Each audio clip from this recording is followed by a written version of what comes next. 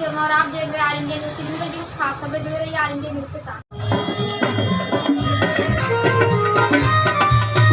हमारे बीच क्षेत्र के विधायक माननीय डॉक्टर के जोरदार कलकर ध्वनि के साथ उनका स्वागत किया जाए।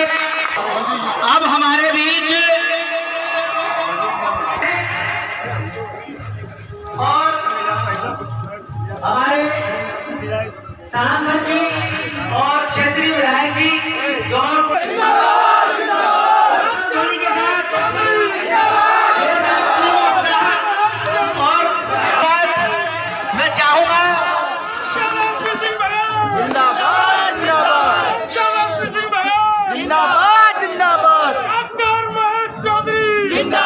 सिटी परिवार में माननीय सांसद जी और हमारे क्षेत्रीय विधायक जी डॉक्टर धर्मपाल सिंह जी का बहुत बहुत स्वागत है, अभिनंदन है, वंदन है। मैं समस्त क्षेत्रीय लोगों से आग्रह करूंगा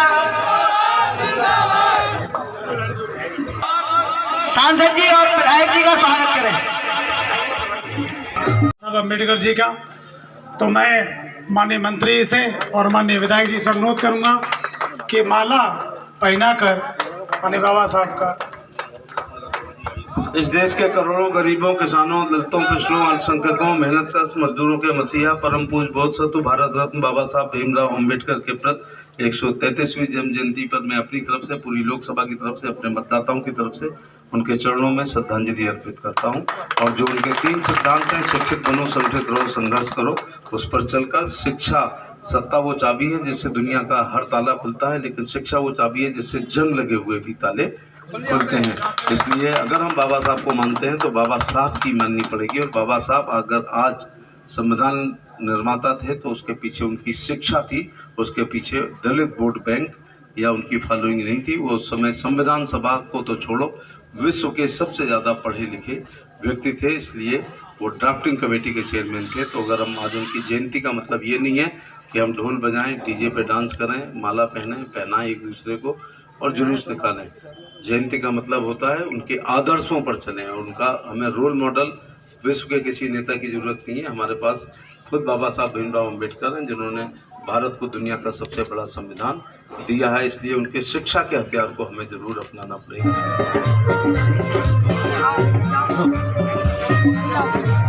अनुरोध करूंगा वो हमारे सांसद भाई हरप्रीत सिंह बघेल जी का माल्यार्पण कर स्वागत करें।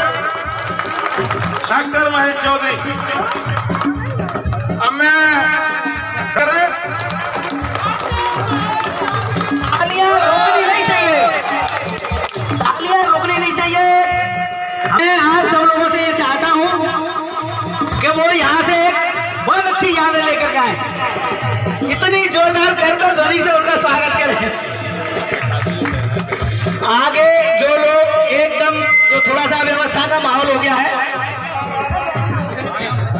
मैं प्रवीण लवानिया जी से वो आए माननीय सांसद जी का स्वागत एवं सम्मान करें। और मैं निवेदन करूंगा यादव जी से, पुष्पेंद्र यादव जी आए करूंगा हृदय भारत जी का। मैं अपने परम आदरणीय बड़े भाई विधानसभा संयोजक और हमारे मार्गदर्शक श्री मनवीर सिंह चौहान साहब से मैं अनुरोध करूंगा हमारे बड़े भाई साहब वो आए और मंच पर आके अपना स्थान ग्रहण करें। और मैं अनुरोध करूंगा हृदय भारत जी से वो आए मंच पर, अनुरोध करूंगा नीरज श्रीवास्तव जी से वो आए, माननीय विधायक जी का और माननीय सांसद जी का स्वागत करें। और मैं अनुरोध करूंगा देवेश शर्मा जी से वो आए, माननीय सांसद जी का और माननीय विधायक जी का माला पहनाकर स्वागत करें। और मैं अनुरोध करूंगा अशोक यादव जी से वो आए, माननीय विधायक जी का और माननीय सांसद राहुल महावत जी वो आए, माननीय विधायक जी का और माननीय सांसद जी का माला पहनाकर स्वागत करें। और मैं आज के इस कार्यक्रम के संयोजक डॉक्टर महेश चौधरी जी से अनुरोध करूंगा अम्बेडकर जी का तो मैं माननीय मंत्री से और माननीय विधायक जी से अनुरोध करूंगा कि माला पहनाकर माननीय बाबा साहब का इस देश के करोड़ों गरीबों, किसानों, दलितों, पिछड़ों, अल्पसंख्यकों, मेहनतकश मजदूरों के मसीहा, परम पूज्य बोधिसत्व भारत रत्न बाबा साहब भीमराव अम्बेडकर के प्रति 133वीं जन्म जयंती पर मैं अपनी तरफ से, पूरी लोकसभा की तरफ से, अपने मतदाताओं की तरफ से उनके चरणों में श्रद्धांजलि अर्पित करता हूं। और जो उनके 3 सिद्धांत हैं, शिक्षित बनो, संगठित रहो, संघर्ष करो, उस पर चलकर शिक्षा सत्ता वो चाबी है जिससे दुनिया का हर ताला खुलता है, लेकिन शिक्षा वो चाबी है जिससे जंग लगे हुए भी ताले खुलते हैं। इसलिए अगर हम बाबा साहब को मानते हैं तो बाबा साहब की माननी पड़ेगी। और बाबा साहब अगर आज संविधान निर्माता थे तो उसके पीछे उनकी शिक्षा थी, उसके पीछे दलित वोट बैंक या उनकी फॉलोइंग नहीं थी। वो उस समय संविधान सभा को तो छोड़ो, विश्व के सबसे ज़्यादा पढ़े लिखे व्यक्ति थे, इसलिए वो ड्राफ्टिंग कमेटी के चेयरमैन थे। तो अगर हम आज उनकी जयंती का मतलब ये नहीं है कि हम ढोल बजाएं, डीजे पे डांस करें, माला पहनाएं एक दूसरे को और जुलूस निकालें। जयंती का मतलब होता है उनके आदर्शों पर चलें। और उनका हमें रोल मॉडल विश्व के किसी नेता की ज़रूरत नहीं है, हमारे पास खुद बाबा साहब भीमराव अम्बेडकर हैं जिन्होंने भारत को दुनिया का सबसे बड़ा संविधान दिया है। इसलिए उनके शिक्षा के हथियार को हमें जरूर अपनाना पड़ेगा। धन्यवाद। स्वागत करें। और एक चित्र चौधरी चरण सिंह जी की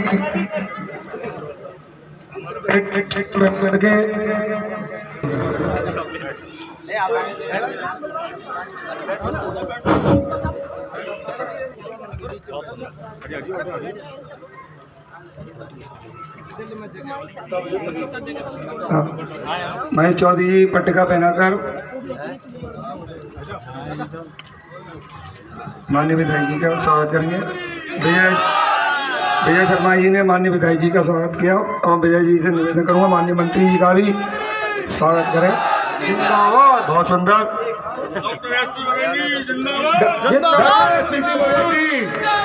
जिंदाबाद जिंदाबाद।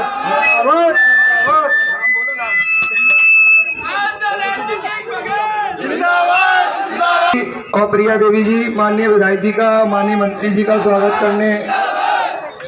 लोगों को देखो, मैं परिचित हूँ, सभी को जानता हूँ, मैं नाम किस किस का लूँगा। जितने भी लोग स्वागत करना चाहते हैं माननीय मंत्री का, माननीय विधायक जी का, तो आप सभी लोग आ सकते हैं। सभी का स्वागत।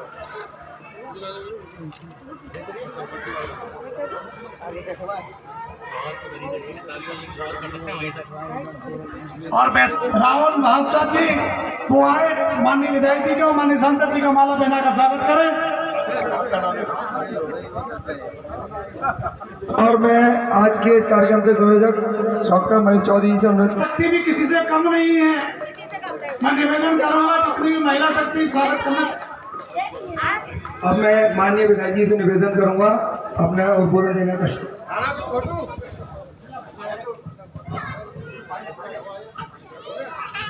आदरणीय महेश चौधरी जी, हमारी भैया सामने से 2 मिनट जाओ।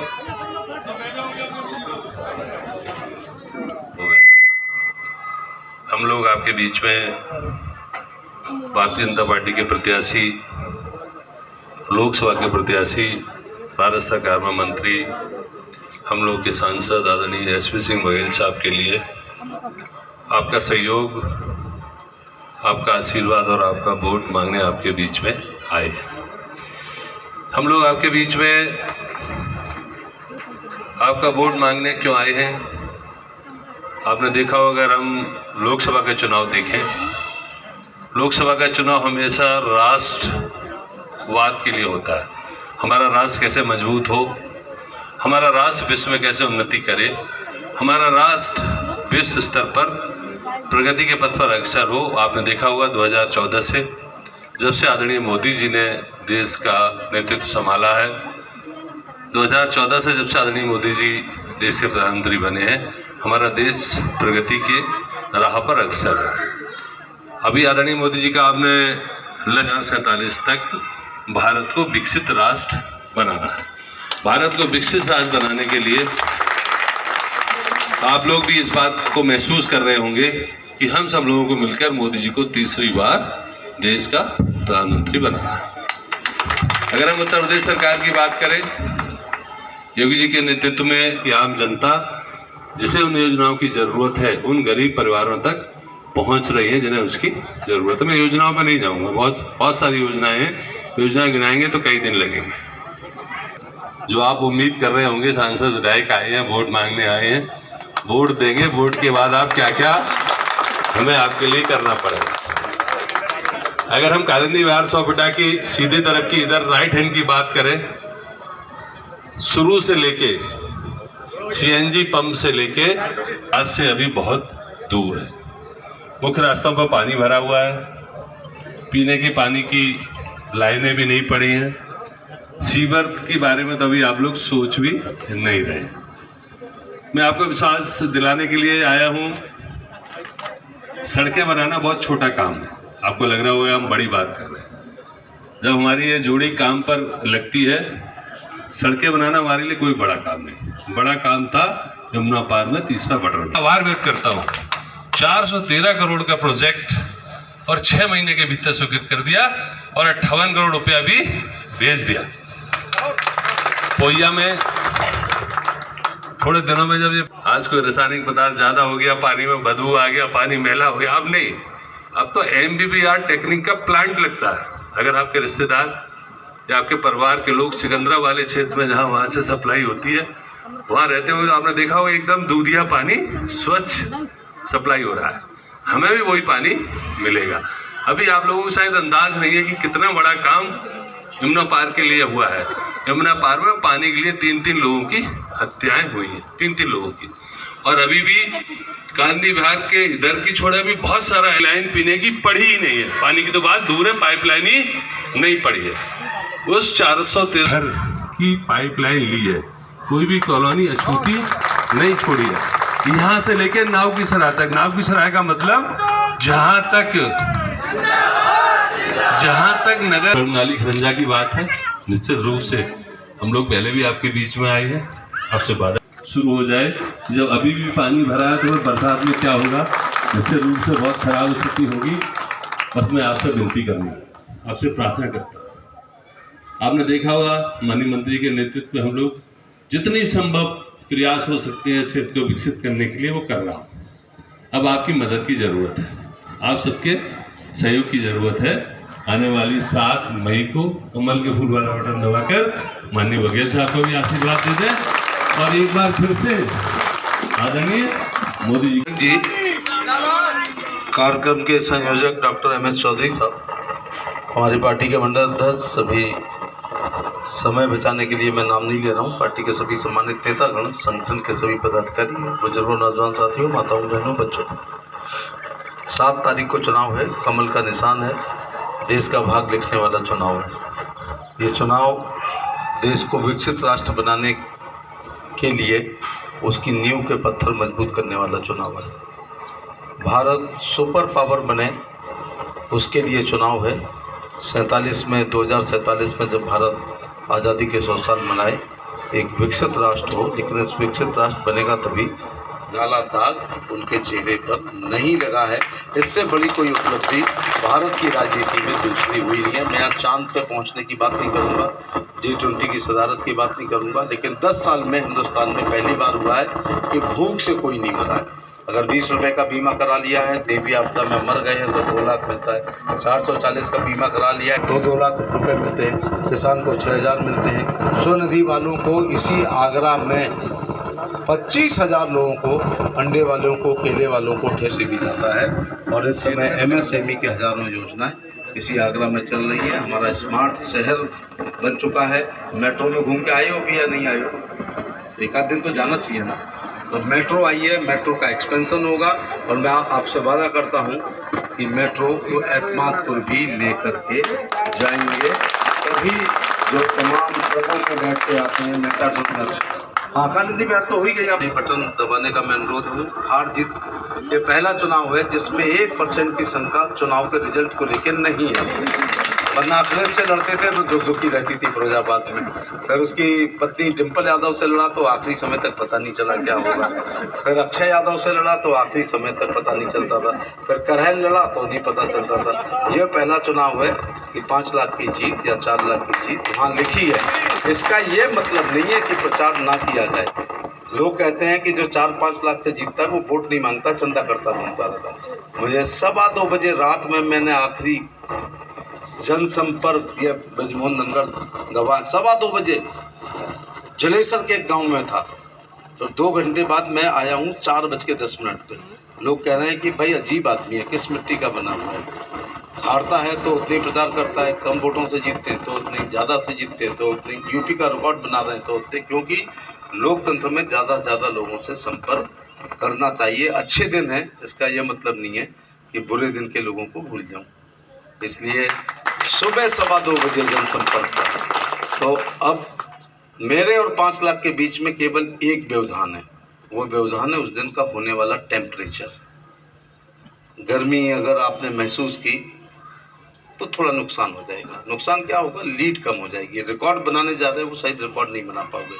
अगर एक दिन 2 घंटे धूप में खड़े एक दिन, और ये भी मैं शंका गलत कर रहा हूँ, 3 घंटे में लेट आया हूँ तब यहाँ पर हो तो पोलिंग में तो आधा घंटे में नंबर आ ही जाएगा। भाई आज भी तो टेम्परेचर है, आज कौन सा पंखा तो कहीं लगा नहीं है, कूलर तो कहीं लगा नहीं है, तो आज भी जब आप 2-3 घंटे से यहाँ पर खड़े हैं इसका ये मतलब है कि आप मतदान दिन वाले भी बड़ी संख्या में खड़े होंगे। बहुत बहुत धन्यवाद। कल मेरा पर्चा दाखिल करेंगे, जो लोग संभव हैं 9 बजे आगरा कॉलेज के प्रांगण पर आएँ, तो नॉमिनेशन कराने पर अपना आशीर्वाद देंगे तो मुझे अच्छा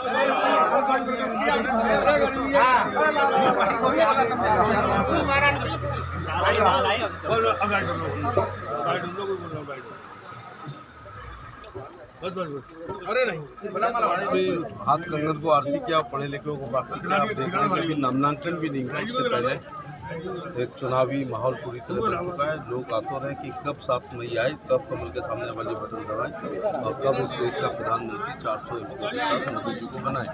इसलिए आप देख रहे हैं। और आज 14 अप्रैल भी है, मैं आगरा में नगरी और बाबा साहब का जयंती का शोभा यात्रा उत्तर भारत की सबसे बड़ी होती है। तो इस देश के करोड़ों गरीबों, किसानों, दलितों, पशुओं, अल्पसंख्यकों, मेहनत परम पूज्य बोधसत्व भारत रत्न बाबा साहब भीमराव अम्बेडकर की जन्म जयंती मैं सबको शुभकामनाएं दूंगा। अपनी आगरा लोकसभा श्रद्धांजलि अर्पित करते हुए कहूँगा कि बाबा साहब ने जो शिक्षित दोनों संकेत और संघर्ष का था, हम अपने बच्चों की गुड क्वालिटी एजुकेशन पर ध्यान दें, बाबा साहब के अंदर सबसे वो पूरा करें। मैं डॉक्टर महेश सोनी, प्रदेश अध्यक्ष अपना दल एस पार्टी एवं लोकसभा स्टार प्रचारक फिरोजाबाद। आज यहाँ पर जनपद फिरोजाबाद से हम लोग स्टार प्रचारक हैं और जनपद आगरा में आज लोकसभा उम्मीदवार प्रोफेसर SP सिंह बघेल जी का एक भव्य आयोजन और भव्य स्वागत समारोह रखा गया था नंदा सिटी कॉलोनी। यहाँ पर नंदा सिटी कॉलोनी में आसपास की सभी कॉलोनी के लोगों ने और कालीनी बिहार के सभी लोगों का बहुत मैं आभार व्यक्त करता हूँ। सभी लोगों ने अपना कीमती समय निकाला और निश्चित रूप से प्रोफेसर SP सिंह बघेल जी को और डबल इंजन के नेतृत्व में पुनः तीसरी बार प्रधानमंत्री श्री नरेंद्र मोदी जी को तीसरी बार शपथ ग्रहण कराने के लिए सभी लोगों ने संकल्प लिया है। और सभी लोगों ने यह निश्चित रूप से ये भी एक संकल्प लिया है कि प्रोफेसर SP सिंह बघेल जी को लगभग 5 लाख वोट से जिता करके दिल्ली भेजना है। किस तरह से राजनीति रहेगी चुनाव को लेके, विकास कार्यों को लेके? देखा जा रहा है कि यहाँ की रोड सबसे ज़्यादा खराब है, जनता भी सबसे ज़्यादा आने जाने में दिक्कत होती है। क्या चुनाव के बाद इस तरह से सब समस्या का समाधान होगा? देखिए, निरंतर रूप से भारतीय जनता पार्टी विकास के लक्ष्य पथ पर कार्य कर रही है। कुछ कार्य पिछले बिगड़े हुए थे, उन्हें सुधारा गया है। और आज हमारे प्रोफेसर SP सिंह बघेल जी ने, जो लोकसभा के उम्मीदवार हैं आगरा से, उन्होंने एक बहुत अच्छा शब्द कहा था कि एक किसी झोला छाप से अगर तुम ऑपरेशन करा लोगे, वो एम्स में जाके किसी डॉक्टर से पूछोगे कि जल्दी सही कर दे, तो बिगड़ा हुआ केस है। तो यानी बिगड़े हुए जो रोड है, सड़क है, तो उनके लिए उन्होंने यही आश्वासन दिया है कि जो पहले नंबर को इस डबल इंजन की सरकार में जितना आज की डेट में जैसे मान चलो क्राइम यानी कि बिल्कुल नथिंग हो चुका है ना।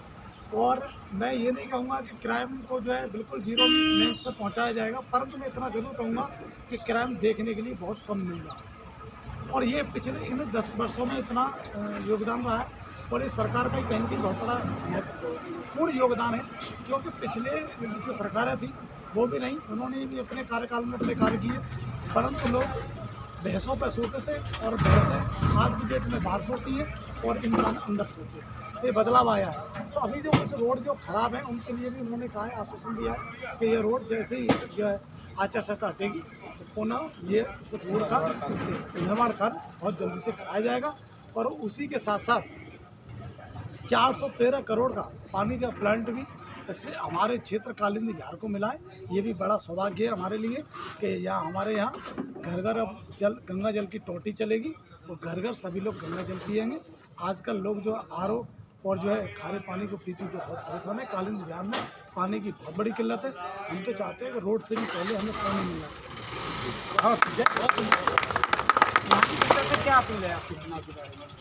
हमारे यहाँ की जो जनता है कालिंदी बिहार की और जनपद आगरा की, ये पूरी तरीके से निश्चित रूप से बिल्कुल संतुष्ट करना चाहती है और प्रोफेसर एस.डी. गैंधी को दिखाना चाहती है। और पूरी जनता से उम्मीद है, देखो जनता को उम्मीद दो ही काम की होती है कि एक तो मैं स्वस्थ रहूं और एक में अच्छे रोड चकरोड पे चले, हमको कहीं उदम दंगा से बचना न पड़े। क्योंकि पहले के लोग क्या थे, लड़ाकू झगड़ालू थे और रोड पर दंगे बहुत ज़्यादा हुआ करते थे। आज वो सारी चीज़ें परास्त हो चुकी हैं। और रही रोड खरंजे की बात, तो ये भी सब हो रही है। जनता को उम्मीद भी यही है कि बस हमारे कार्य होते रहेंगे, हमारे को अगर इलाज मिलता रहेगा 5 लाख रुपए का, आज जो है आयुष्मान भारत के द्वारा लोग इलाज का जो लुत्फ उठा पा रहे हैं। एक गरीब आदमी 5 लाख रुपए का इलाज नहीं करा सकता, क्योंकि हमें पता, मैं पैसे से डॉक्टर हूँ, अस्पताल चलाता हूँ, मैं जानता हूँ कि पैसे की अहमियत क्या होती है, पैसे की कीमत क्या होती है। लोग आते हैं तो बड़ी मुस्कुरा के कि चलो हम अपने बच्चे का, बेटी का, बहू का इलाज कराएंगे हॉस्पिटल जाके, पर जब जाते हैं और जब 2 दिन अगर अस्पताल में हो जाते हैं तो बिल्कुल वो मूर्छता उनके चेहरे पर छा जाती है। क्योंकि अस्पतालों के बेड इतने लंबे चौड़े बन जाते हैं, वो लोगों की कमर टूट जाती है और पूरी तरीके से झुक जाते हैं। आज इस भारतीय जनता पार्टी के नेतृत्व में 5 लाख रुपए का एक इलाज कराने का जो मौका मिला है आयुष्मान भारत के द्वारा, वो इलाज ऐसा नहीं मिला है कि आप सरकारी में जाके कराएंगे। आज हमको वो मौका मिला है कि हम जाके पुष्पांजलि में VIP 5 स्टार टाइप के जो हॉस्पिटल हैं, हम उनमें भी जाके इलाज करा सकते हैं। जैसे कि शांति वेदाश्रम 5 स्टार लेवल का एक हॉस्पिटल बनाया गया है। तो इस प्रकार के बड़े अस्पताल में आज उनको इलाज कराना बहुत सुंदर।